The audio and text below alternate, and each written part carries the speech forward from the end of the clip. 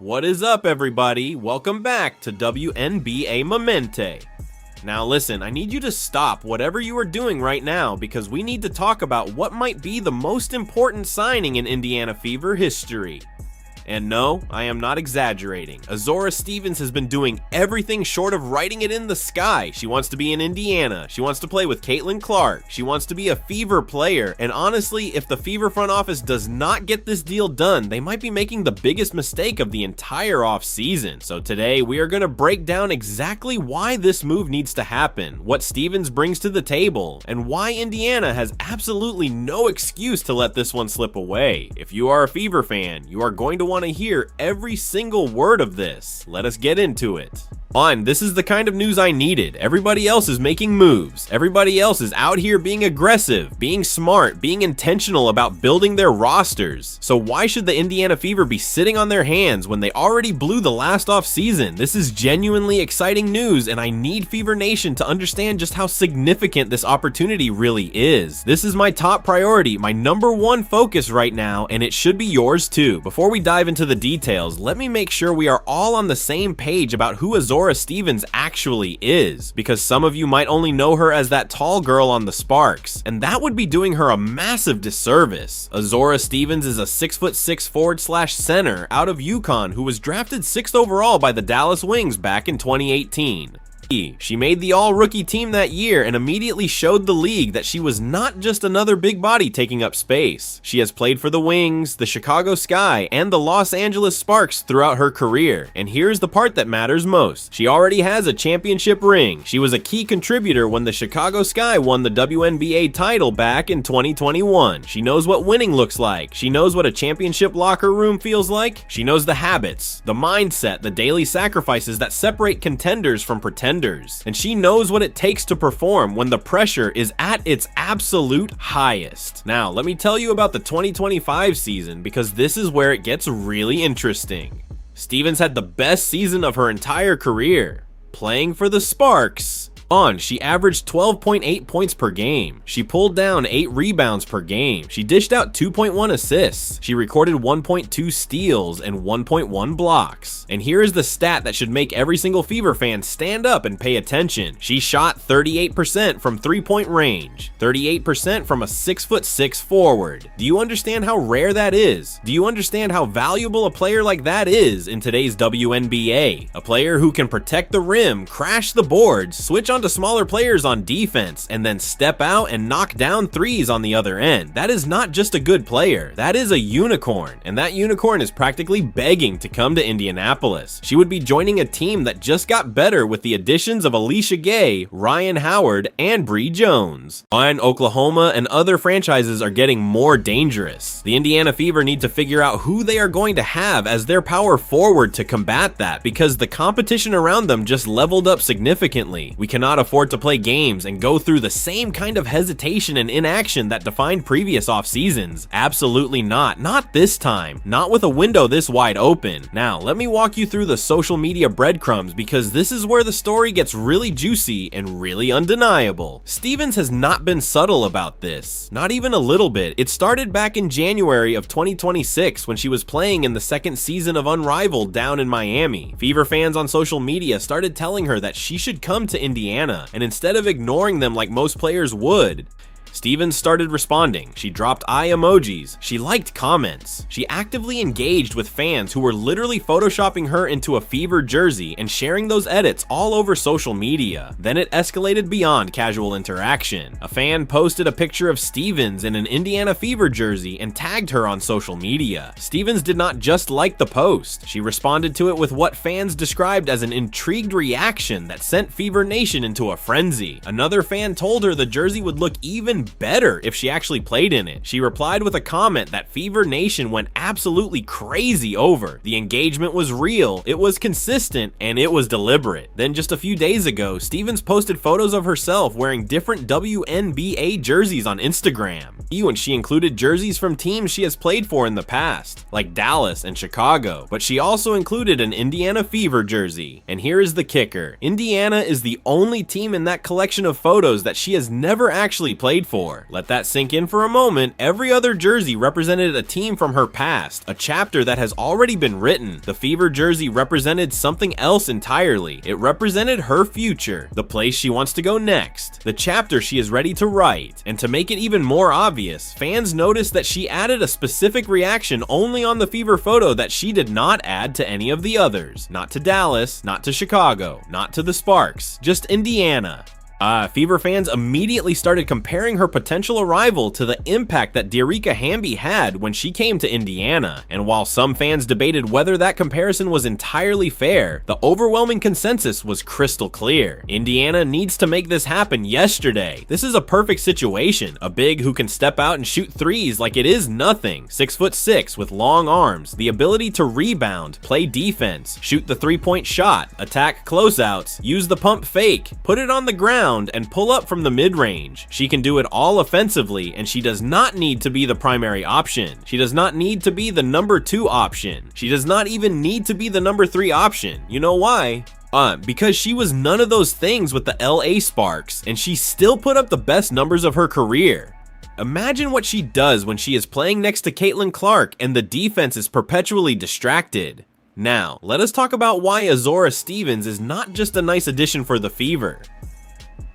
She is the missing piece, and I mean that with every single fiber of my being.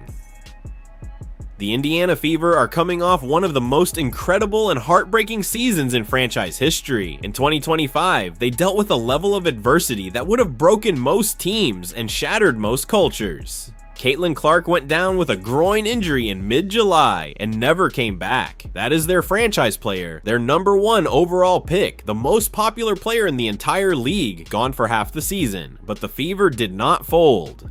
They did not tank. They did not give up on their season or on their fans. Sophie Cunningham went down with a knee injury. Sydney Colson tore her ACL. Ari McDonald fractured her foot. Chloe Beebe went down with a knee injury. At one point, the Fever had 6 players on the injured list simultaneously. They rostered 18 different players throughout the course of the season. Their lineup changed almost every single game as they pieced together whatever they could with whoever was available. And yet, they still made the playoffs. They beat the Atlanta Dream in the first round, winning their first playoff series since 2015 and breaking a drought that had lingered for a decade. And then they pushed the Las Vegas Aces to 5 games in the semifinals before finally being eliminated in one of the most competitive and hard-fought series of the entire postseason. It was gutsy. It was inspiring. It was the kind of performance that makes you genuinely believe in this franchise and everything it is building toward. And it proved beyond any reasonable doubt that this team has the heart, the culture, and the coaching infrastructure to compete for a championship when everything is firing on all cylinders. But heart alone does not win titles. Heart gets you to the playoffs. Heart keeps you fighting when everything goes wrong. But to actually close the deal and bring home a championship, you need talent. You need the right pieces around your stars. You need a roster that is built for the moment.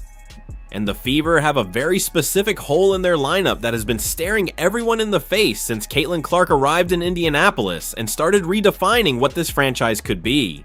They need a stretch big. They need a forward who can protect the rim, grab rebounds, and space the floor simultaneously. They need someone who does not clog the paint and take away the driving lanes that Clark needs to operate at her highest level. They need someone who can step out and consistently hit threes so that defenses cannot simply collapse on Clark every time she drives to the basket. They need someone who changes the entire calculus of how opposing coaches game plan against Indiana. They need Azura Stevens. Think about it carefully. Caitlin Clark averaged 18.5 points and 8.5 assists per game across her first 2 WNBA seasons.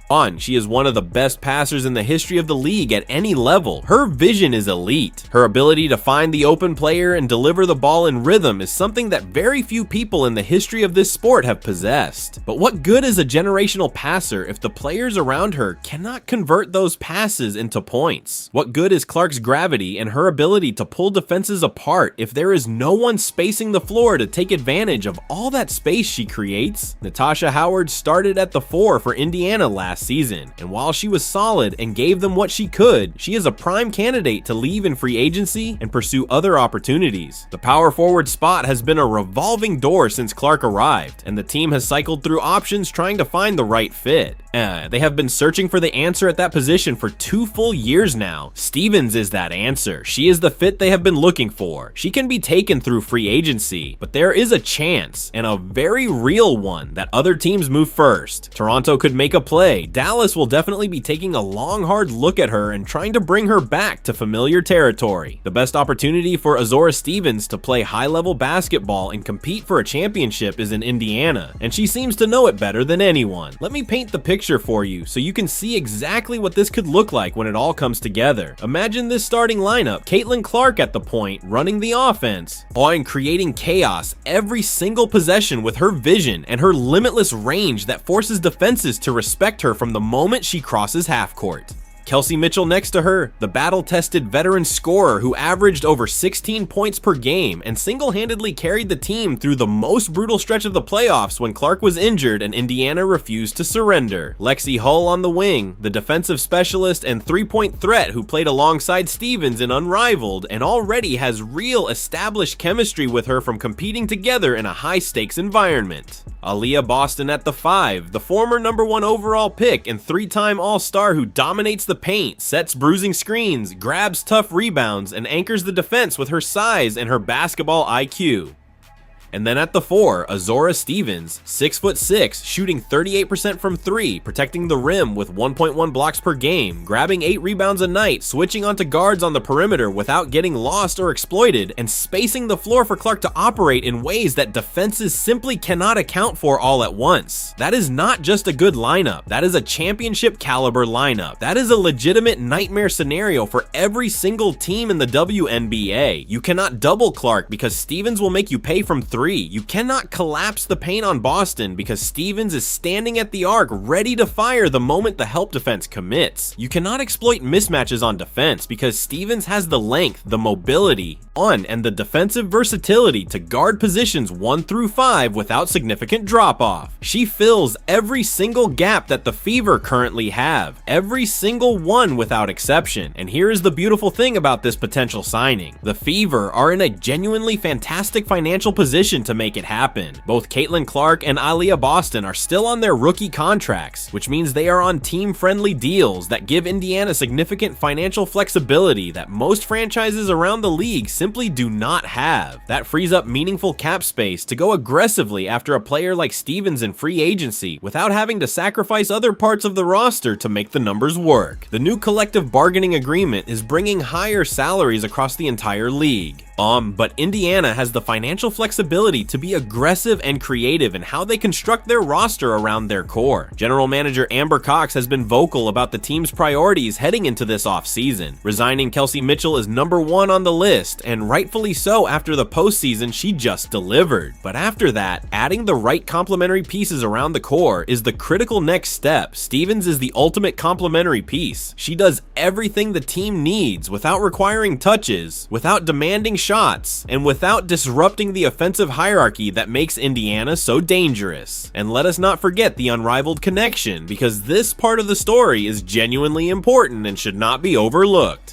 Stevens played alongside Lexi Hull on Rose BC during the first season of Unrivaled, where they actually won the inaugural championship together as teammates. Stevens had 19 points and 18 rebounds in the championship game, putting on a performance that announced to anyone watching that she was operating at a completely different level. She and Hull already have on-court chemistry that was built in a competitive environment under pressure. They know each other's tendencies, they know how to read each other,